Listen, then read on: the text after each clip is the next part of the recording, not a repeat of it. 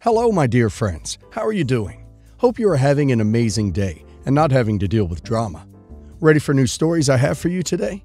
Let's go to the first one. Buckle up, as it's a long one, and don't forget to listen to the end of the story to hear my insights. Enjoy the stories, guys, and please like and subscribe. And of course, don't forget to leave a comment. For context, I, female 20, and my boyfriend, male 21, have been in a relationship since we were 15. For the sake of this post, I will call my sister Jenna and my boyfriend Chris. I first noticed Jenna's, female 22, jealousy since me and Chris first got together when we were 15. Jenna always got attention from men, and I never did. She always had a boyfriend or some sort of hookup, and it was easy for her to constantly have one because she was a teenage boy's fantasy. Makeup always done, an hourglass figure, big boobs, short skirts, and crop tops. You get the point. I was the complete opposite. I was an awkward teenager with a small group of similarly awkward friends. I didn't show off my body because I was not confident with it at all. I was always chubby and never really motivated to do much about it until I joined an after-school sports club in our small town.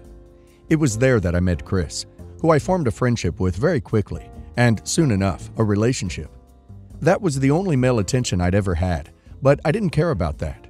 He accepted me when I was overweight, and when I started getting into shape, he congratulated me, but reminded me constantly that he loves me regardless of what I look like. After a few months of dating, I introduced Chris to the family, and he started coming over nearly every day, as he not only got on well with the household, but his family life was a very hostile and aggressive one. Anyway, Jenna started making remarks about my weight, even though I had lost quite a lot, and she said that Chris deserved a pretty girl like her. She would wear skimpy clothes around Chris and subtly flirted with him all the time, but he never entertained it, at least not in front of me. Shortly after he turned 17, Chris moved in. We had a big house, so we were able to do this thankfully, and both of us, we will always be grateful for my parents taking him in, considering the aggression he was suffering from his parents.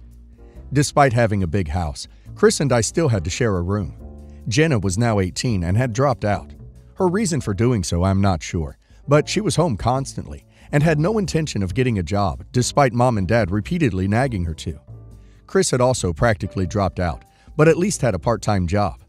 I continued going to college, meaning I was gone from 8 a.m. to 4 p.m. every day. The thought of leaving Chris at home with my sister while both parents were at work, meaning they were alone together most of the day, discouraged me, but I did not want to be a jealous girlfriend, so I never brought it up. I noticed that they were kind of touchy with each other as the months went by. It was little things. Like, for example, if they were both in the kitchen at the same time, Chris would put his hands on her hips as he passed by her. Friday nights would be mine and Chris's movie nights, but she found any excuse to come into our room with us and join in, or would sometimes whisk him away to her room to play video games together. I did eventually bring it up to both of them, and they told me I was just jealous and insecure. Jenna specifically said I will always be that fat, insecure girl, and that I was freaking out because I knew she could steal Chris from me in a heartbeat. It devastated me. A month after she said that, she found out she was pregnant. Everyone was confused because she hadn't mentioned any boyfriend or anything like that at the time. She said it must have been when she hooked up with a random guy from the club. In time, she had the baby, and we all looked after her.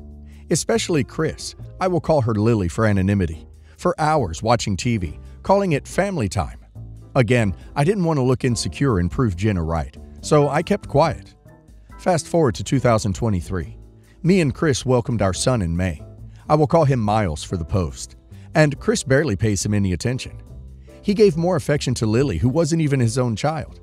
I confronted him about it, and this time everyone hopped on my case, including my parents.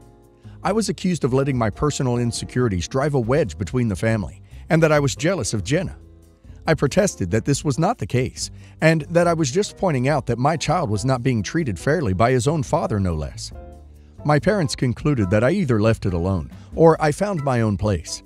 And considering I was working a minimum wage job, I was unable to afford that at the time. So I chose to ignore both of them and accept the relationship as basically over at this point. Chris and I no longer went on dates. He didn't come to my scans when I was pregnant, and nor did he come by Miles' appointments. So it shouldn't have surprised me that in August, after coming back home from taking Miles to a doctor's appointment, I walked in on Chris and Jenna having S in our bedroom. They had left Lily downstairs on her own unattended.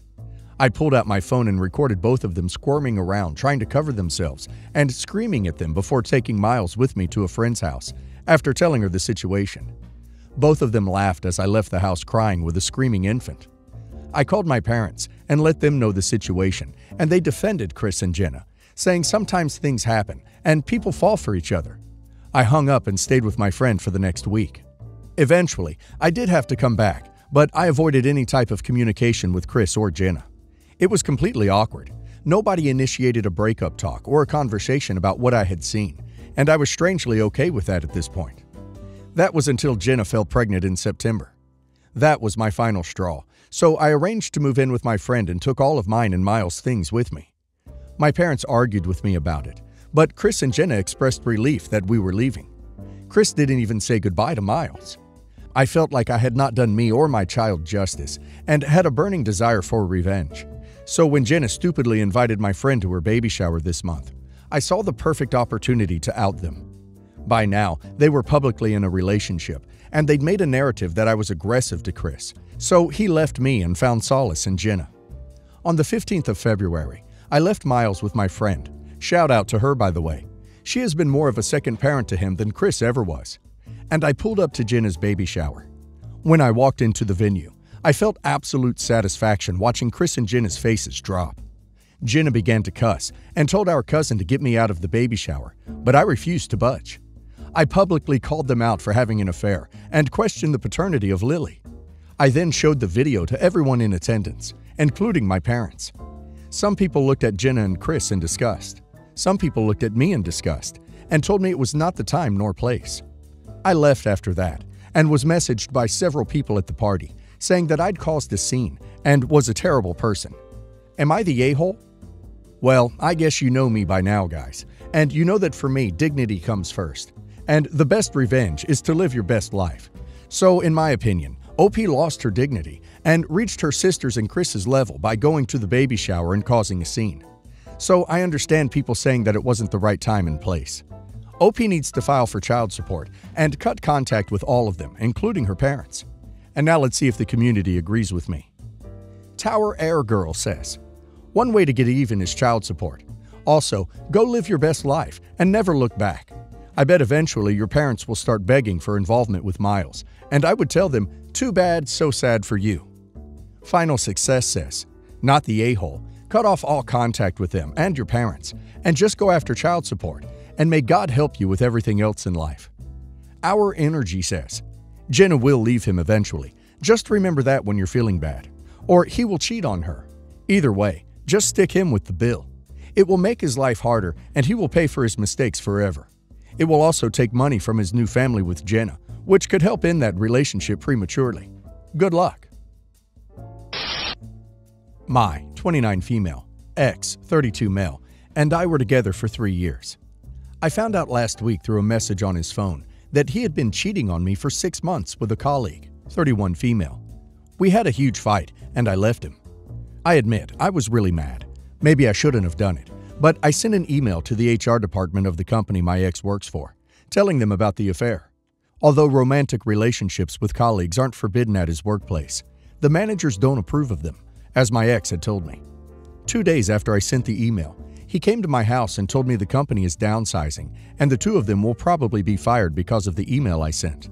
That he doesn't want anything for himself, but his affair has a lot of debts, and if she gets fired, she will be in a very hard situation.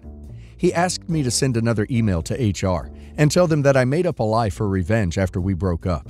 That woman had nothing to do with it. He even said that if I sent the email, he would quit if I wanted him to. He says he started the whole thing, that she isn't to blame, and that it's not fair that she should be fired because of his crap. I really don't know what to do. I'm not even sure if she is innocent. After all, she knew about our relationship. On the one hand, I feel like I'd be the a-hole to get revenge, but I'm still so mad. Would I be the a-hole if I don't send that email? Well, he seems to be showing his affair partner a lot more respect than he ever showed OP. That must be love. Although what OP did was out of revenge, she did nothing wrong. She told the truth. OP should not protect someone who has no problem in destroying her relationship. Our actions have consequences, and if OP's ex feels sorry for her, he can help her pay debt. And now let's hear the community's opinion. United Fig says, well, he cheated with the coworker. You do not owe an apology. Do not send another email, because then he and the new flavor can sue you for defaming them. He did have an affair. You did nothing wrong. Mr. F19 says, I get that you were angry, but did you lie? It sounds like he is now asking you to lie, something he seems to be okay with. Where does your moral compass point? I don't know that I would have done what you did, tell his employer in anger, but I also don't know that I would lie to save him from the bed he made for himself. She's his concern, not yours. FAFO13 says, hell no. He wants a favor for his affair partner? That's bull, and she doesn't deserve crap. She ducked a married guy. She's getting what's coming to her. I, 28 female, have been the nanny to this sweet little kid Franny, 8, for the past 3 years. She's honestly such an angel, and I was super lucky to get to take care of her since we got along well, and she never really started any trouble. It was also nice since they live in the same apartment complex as me. Anyways, I recently just started dating again for the first time since then, due to a rough breakup. I ran into Fran's parents while out on a date with my girlfriend, who made it pretty clear they were uncomfortable that I was gay. Literally that night, I got a sudden text message saying they found a new nanny that worked better for their needs, and that I wouldn't be welcome in their home again, and not to contact them. I'm still pissed off, because we got along fine until they realized I was a lesbian. Anyways, I went the next morning to question them in person, since they live a floor up from me, and saw they had gotten the neighbor to babysit who recognized me and invited me in. Edit. I didn't go in, and her parents were normally home during this time, so I expected to talk to them instead. Fran saw me from outside the door, so I kind of loosely said I wouldn't be seeing her for a while, but I cared for her very much. I felt that I couldn't just abandon this kid who I've been watching for years now without a reason. Anyways, her parents ended up banging on my door today and yelling me out, saying I went behind their back to manipulate their kid. Just wanted to hear what people say, because I guess I could have emailed or called first, asking to see Franny one last time to clear things, but went over in person instead. Update. Well, things escalated quickly.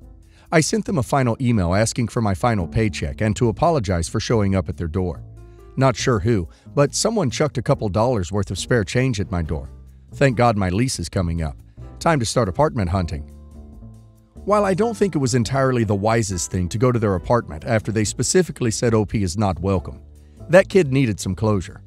OP was a big part of their life for the past 3 years, and to suddenly disappear would give them trust issues.